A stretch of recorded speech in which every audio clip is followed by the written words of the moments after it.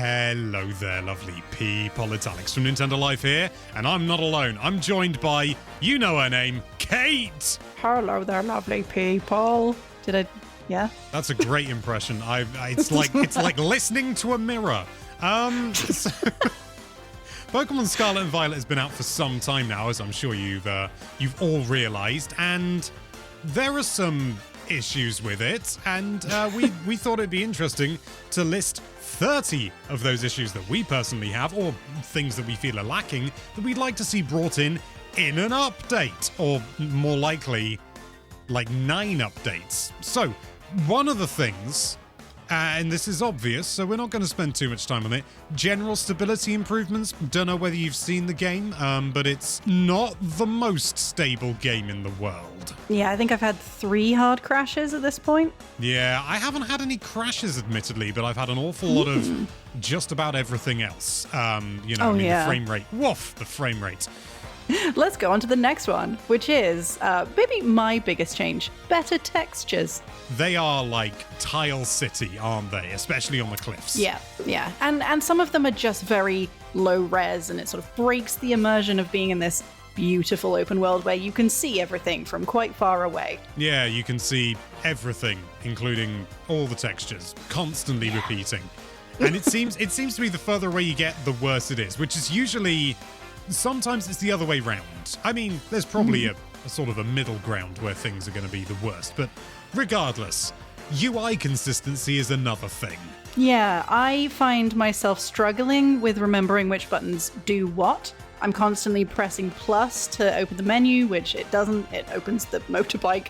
And I think that nothing useful should be mapped to the minus button or the select button, if you will.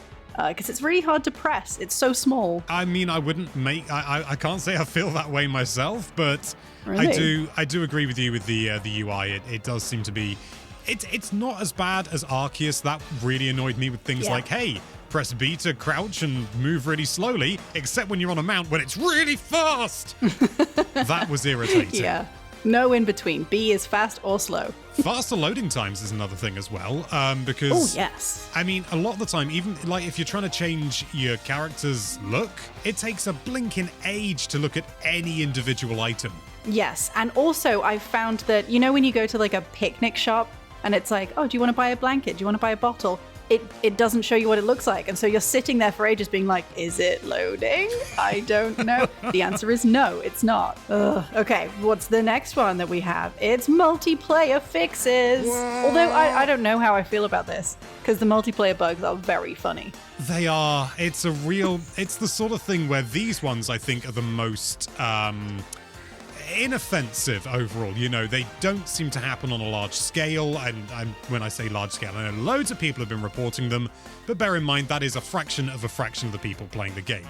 But when they do happen, they are an absolute delight for all the wrong reasons. Yes. But also Terra raid battles, are very janky at the moment. They're hard to load, they're hard to find, they're hard to connect. Ugh. Blah. But character customization is something we touched on just now, like literally, yes. I think a few seconds ago. And one of the big things is more skin tones. There are 4 in the game? 4 skin it looks tones like 8. Is but not a lot. It's not 8. No, it's 4. And then do you have long hair or short hair? Yeah, that's unnecessary because the hair is unlocked for everybody. So yeah, I mean, it could have been a slider. It could have been just more colors. I think there are more colors in the NPCs. So yeah, I think you're they right. Exist. Yeah. So weird. I mean, it just seems like such a... In 2022, to have that limited selection feels very... let's not use too many words. Backwards. That's a good way of putting it. And speaking of things that are a little bit backwards, the way that the game handles gender is something that could be improved. So, like I said, the hairstyles are unlocked for anyone. But the way they seem to have fixed or tried to fix the fact that, they want to keep it a little more genderless is that no one's allowed to wear skirts. Like, that's not a thing in school uniforms. You can wear a skirt if you want, right?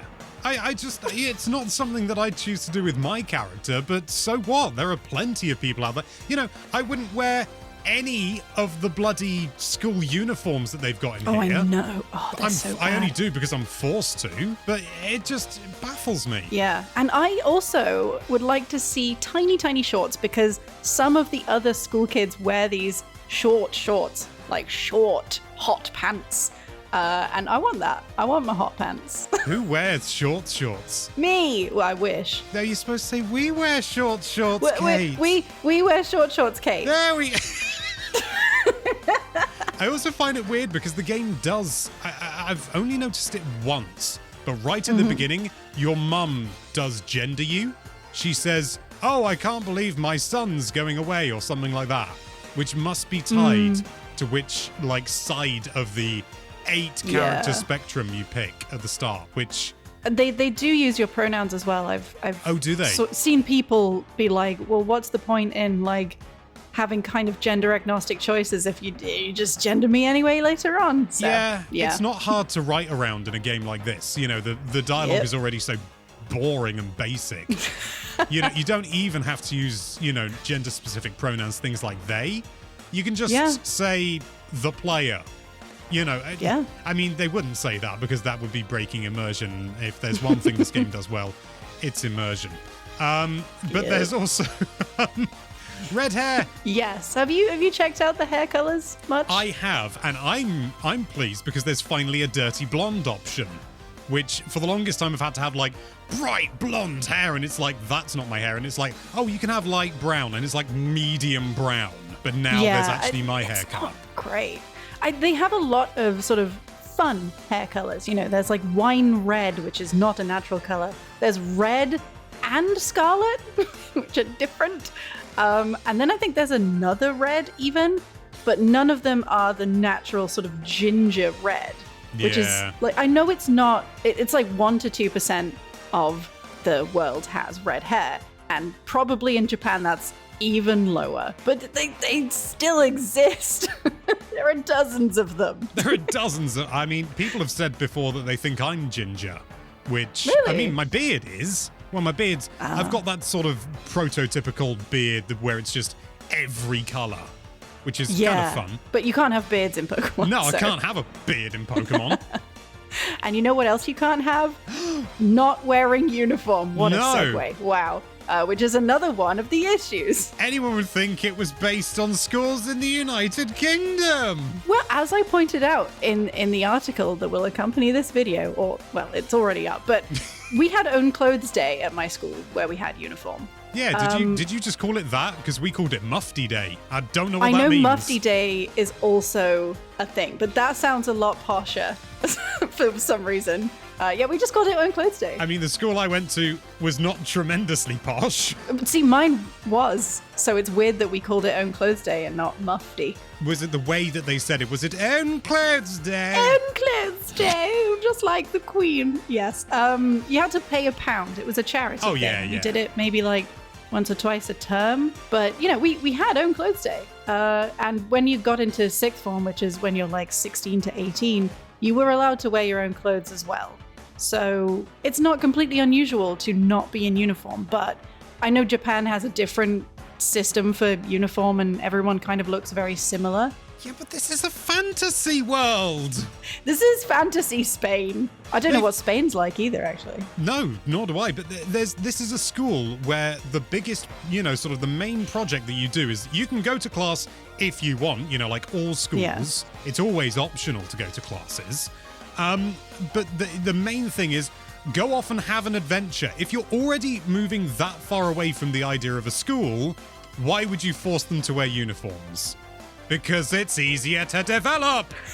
But everyone else in the, like, all the NPCs have cool outfits. They've made the outfits. My teachers would have said that it's because we're representing the school. We need to wear the uniforms to show what the school children are like, which I thought was stupid. Yeah, and you grow up and realize that nobody in the world give a monkey's where you're from, you know? Absolutely not. No. They don't look at the uniform and be like, they're from this school. No one cares.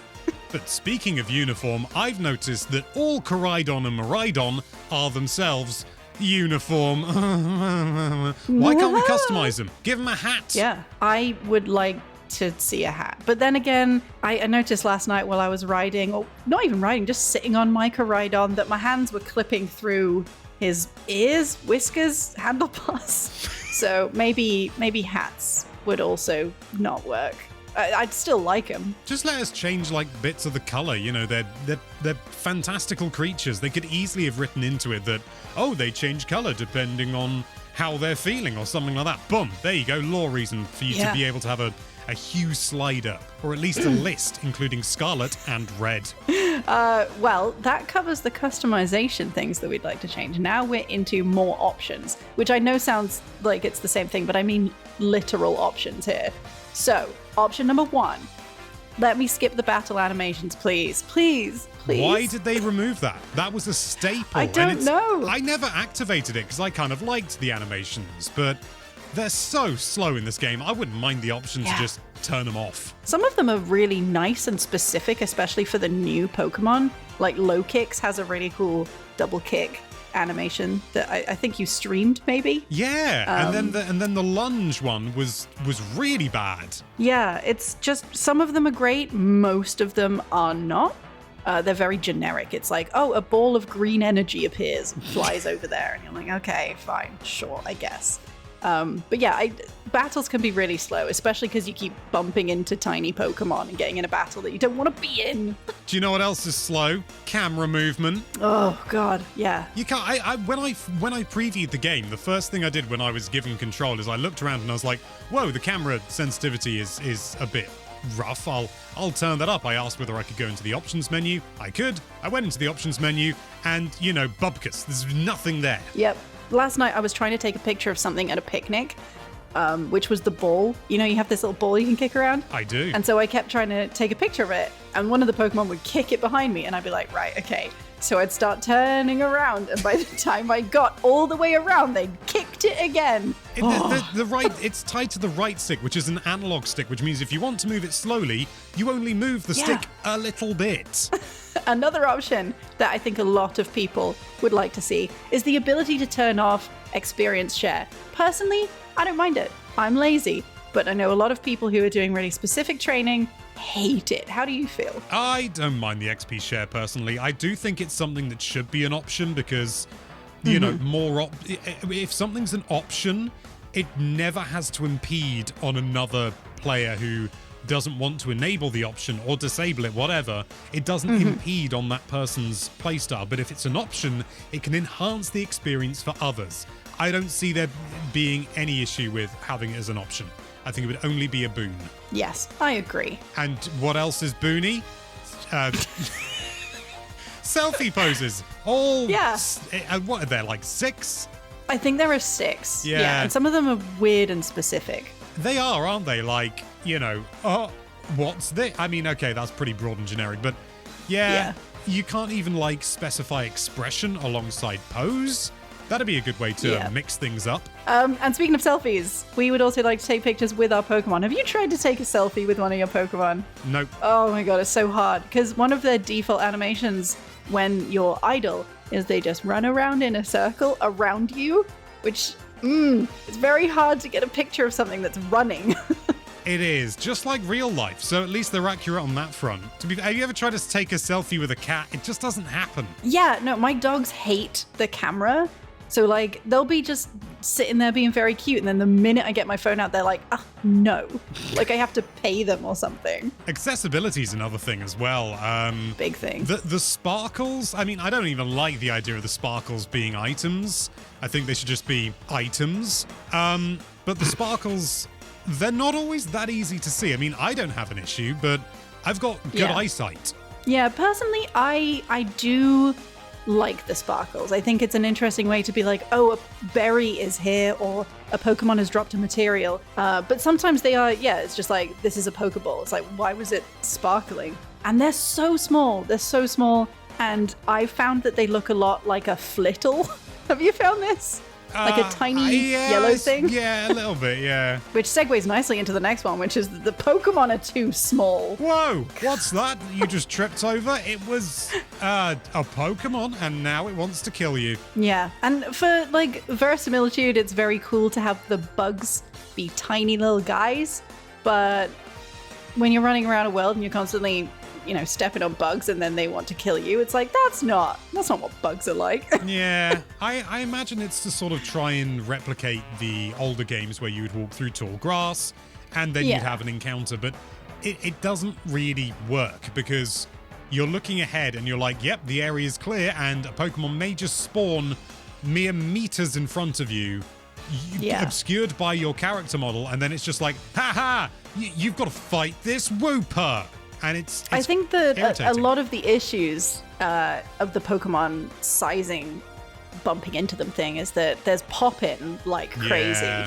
And the textures are muddy, so that doesn't help. Like, if those two things were cleared up a little bit more, fingers crossed, maybe the tiny Pokemon wouldn't be such of an issue because, they wouldn't be popping in 5 centimeters from our face. Do you know what I would like to see pop in more, or at least have a bit of drama when it does? Shiny Pokemon. Now, I haven't found any shiny Pokemon yet, but I've heard how they work. Yeah, I mean, admittedly, I haven't played the game a great deal because I don't really like it. But they just appear. And I get that, sort of, at the end of the day, from a quote-unquote realism point of view, they wouldn't sparkle or something like that. But in every other game, they do, Even if in the old games when you just find them in the grass, it's sort of, you see a Fearow appear. I'm using that example because that's a shiny I caught. And it appears, and then it goes, or so, it does a little shiny sound effect, and it sparkles. And in Arceus, they did that. It plays a little jingle when one spawns. It goes like, bring, and you're just like, oh, and you stop everything, and you're like, I've got to find the shiny, I've got to find the shiny. That's exciting. Not, is that a shiny Leafeon? I will never know. Yeah, it's a slightly different color of green. Who knows? There is a shiny tracker within. It's not in the Pokedex. I think it should be. It's in your profile. It says how many shiny Pokemon you've battled. I have one shiny, which I found very early on. It was a Scatterbug, and now it is a shiny Vivillon? Vivillon. It's from the French word papillon, meaning butterfly. French, of course. One reason that it would be nice to have more obvious shinies is for people who are perhaps colorblind, who can't tell the very subtle differences between the Pokemon. I mean, it's hard enough for like people who aren't colorblind, but for people who are, it's near impossible. And so better colorblind options is another thing that we would like to see added to the accessibility options in the game. I highly doubt this will happen though. Same. It just feels like one of the most basic accessibility options, and considering the amount of money the Pokemon Company is worth, it's ridiculous that we don't have it. I know. I don't know what it would take, because I don't know if it's like an art direction thing or just like a set all of this particular color to this color. I don't know how you do colorblind options, but I think at this point Pokemon desperately needs them. Absolutely. And do you know what else it needs more of? Trees. There's like, I swear, I counted. There are exactly 3 trees in the whole game. Really? I don't think you're very good at counting. That's a joke. I'm not very good at counting. Yeah, I mean, obviously Pokemon and trees has been a whole issue, but, what was it? Sword and Shield had a lot of trees. Like, it had sort of woods in the wild area, didn't it? And that felt really nice, because you could go into the woods and you would feel like you're in the woods, and then the Pokemon that are in the woods appear in the woods. It makes sense. Arceus was, I think, a better example because it had some really nicely wooded areas. Well, here's a new one that we haven't mentioned yet. Whoa! Shops. What? You walk into a shop, the first time you walk into a shop in the games, you're like, oh, because it's just a menu. Yeah. And also, like, it's... all of the shops sell one specific thing, and only like 5 of them. It's like, welcome to the glasses shop. Would you like this frame? That's it. Please buy it, please. I mean, considering those shops can exist, the high street must be absolutely booming in the Pokemon universe. So fair play to them. Yes. The economy's clearly doing excellent stuff. But the interiors really do leave something to be desired, because, as you say, it's just a menu. I mean, sometimes, like, salons and stuff have an interior. That's a good point. But even so, it's like, even, the salad, it feels like, hey, this is the barest minimum in the interior, and it's the exception. Everything else is worse. I actually think that the little carts that you have, like the ice cream and the crepes and the, I forget what else, French hot dogs, they could just be a little menu that's on the side, and you don't go into a separate menu. Because they're carts. I think that would make sense. That would be fine. We also, this is similar to shops, but I would like to fix restaurants. Why are there so many of them? I know. Why? Again, the economy must be doing fantastically, despite the population being so minimal. I love that they have different themes. Like there's a little Chinese restaurant, there's a cafe, there's a Spanish cuisine place. That's cool, but there's so many of them. There are, like, you can see multiple of the same restaurant in the same town. It's like, what is this, Starbucks? And whilst we're on the topic of cities, the cities, I like some of the layouts, but as I said, there's no one in it. There's nothing to do in these cities. It feels like the restaurants and the cafes and things like that are like, hey, look at all these restaurants and cafes. And it's like, but it's a menu. It's not, which is important in a restaurant, so you know what you're ordering. That was a joke. But it's not enough. It's not enough to do. They are a functional system. They're not a fun thing. The thing that bothers me especially about Mesa Goza, but this also applies to the other cities, is that I find myself imagining the town planner being like, and we're going to build a 300-step staircase. And it's like, for who? For the 3 people who need to get up there? That's mean. That's not how town planning works. Everything's too big. I mean, I know that there's cities in real life, and I'm not suggesting they have to follow the real life mantra, but you've always got to strike a balance between, beautification and practicality. And this just doesn't necessarily seem to be hitting either of those especially well. It's just sort of like, somebody just sketched it out and just went, exist. Yep.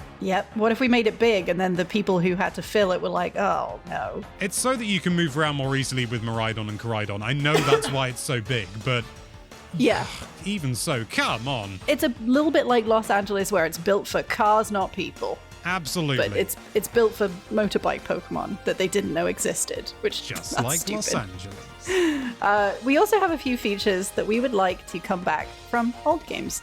My big one is looking in bins. I miss looking in bins. Kate, please, we're talking about Pokemon. Keep your personal life out of it. Yeah, I mean, I would look in bins if they had prizes in real life too. Maybe they do. We just don't know. Yeah, they got rid of looking at bins. I once found a commercial microwave in a bin when I was at university. What? I really cool. shouldn't have tried to plug it in. Those things can be extremely dangerous. But I was an idiot, and it didn't work anyway, so it's all fine. That's why it was in the bin. That's why it was in the bin. They've also managed to keep a very clean house in Paldea because there are no cases of Pokerus. It's been eradicated. Yeah, and for anyone who doesn't know, Pokerus it makes your Pokemon earn XP faster, basically. Just which is like useful. COVID-19. Yeah. I wonder if actually that was the reason they ditched it, because they didn't want the ties to a literal virus. Maybe just an optics thing. Or maybe they just thought, who cares, and just didn't include it. That's also possible. I mean, yeah, it sounds equally likely, to be honest. Did you know they also got rid of being able to evolve Pokemon at level 100? Now, I've never done this because... I did, I read it in this article. Oh, hooray! Hooray! I helped. So apparently it used to be the case. You could get a Pokemon all the way to level 100 without evolving it. So let's say you've got a Pikachu, get it to level 100, and then you can evolve it, and that does something. That is the worst example because you use a stone to evolve Pikachu. True. Yeah. Let's say Ivysaur. I always use Pikachu as like my example, and it's not a good example. You're right. Yeah, Ivysaur. You can get Ivysaur all the way to level 100, and then you can evolve it. So I know that this has some benefit, but I don't know enough about like EVs or whatever it is to know exactly what it does. Honestly, Pikachu, Ivysaur, Eevee, pick a Pokemon. Ha ha ha ha ha. That joke's Eevee never been made before. That's an Alex original. So it used to be, you'd get them to level 100, and if it was a Pokemon that evolved by gaining a level, you used a rare candy, and that would evolve it. It wouldn't take it to level 101, because 100 is the max. You can't do that anymore. Sorry. Which is really... Why would you remove that? I'm too angry. I'm too angry because I don't have any reasons to visit towns. They are absolutely barren. I've mentioned this numerous times, but the first town you get to, that isn't your weird mansion that you live in. The first town you get to is 4 houses that are basically identical, and more people live in that area than I think would fit in those houses, and you can't go in a single one. What is the point of them being there? That's a really weird choice for the first thing that you do in the game, except for get your starter, is like, time to explore the world. No, not there. You can't go in there. Go over there instead. And you're like, oh, okay. They could have made it like a little plaza or something. Yeah. Like a little, sort of, there's a little like food, like trailer type thing, one of those burger vans or something like that. And people sitting around, like a little park or something like that. And then it would be like, oh, and you can interact with people. You can buy a burger. But, you can't do anything there. It would still be a rest stop without it being a pointless inclusion. There is one more thing that I added into this article, which is not a thing we'd like to see changed, but a thing we'd like to see unchanged, which is backwards long jumping. Have you tried backwards long jumping? Of course I have. I did it on the stream. I got somewhere reasonably I wasn't supposed to. I've not done anything crazy with it, but it is great fun. Yeah, there's honestly not that much you can do that's crazy. I went into the crater. I backwards long jumped it all the way into the crater, very close to the start of the game, and it just warps you out. It's like, nah, not for you. Naughty. Finish your gyms. So yeah, I hope it stays in there because the flying is not as freeing as I thought it would be. It's just gliding. Yeah, I think they were basically looking at Breath of the Wild and were going, hey, you can glide in that game. We'll just do that, but it's not satisfying in the slightest. There's no inertia, or if there is, it's extremely slight. It's just not fun to control, and you can't get enough height for it to be actively useful. Yeah, I know you unlock a higher jump, which was like the most underwhelming upgrade that you can get. And despite it being probably one of the most useful, but it's just like gliding it can get you across some gaps. Okay, is that it? You've given me essentially the power of flight, and you're basically using it as a way to avoid bridges. That's all flying is, so we don't have to build bridges over the Atlantic. Absolutely. So there you have it. 30 things we'd like to see brought into Pokemon Scarlet and Violet in an update. Just one update. Do all of it, Game Freak. What are your thoughts? Have you thought of things that we haven't? Impossible. We are encyclopedic and omniscient. But if there does happen to be something, let us know with a comment down below. But thank you so much for watching. If you like this video, then why don't you update that subscribe button 30 times, and be sure to check out nintendolife.com for all sorts of lovely Nintendo-related content. Thank you again for watching. Bye-bye. Goodbye, lovely people.